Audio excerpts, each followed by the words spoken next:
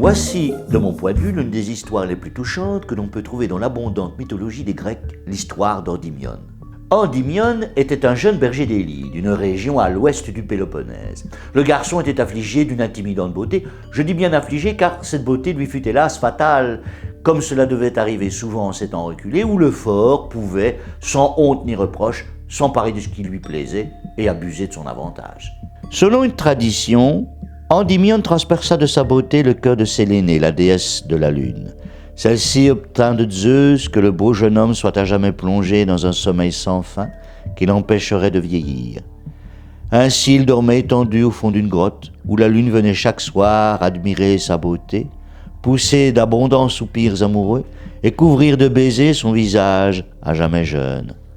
Les anciens aussi étaient inconsolables de savoir que la beauté de la jeunesse ne durait pas. La légende d'Endymion possède une force symbolique évidente, celle d'un être endormi, objet d'une vénération silencieuse et secrète. Mais c'est aussi le mythe de la jeunesse privée de sa conscience, donc de son âme, pour servir de nourriture aux pulsions perverses, matérialisées ici par la lune inconstante. Et c'est surtout, pour finir, le mythe de la beauté qui jamais ne fane.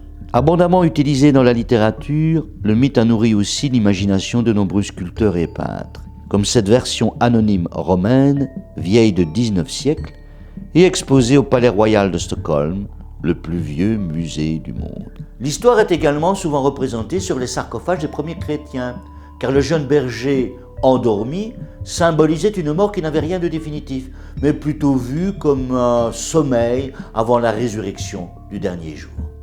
N'oublie pas de t'abonner.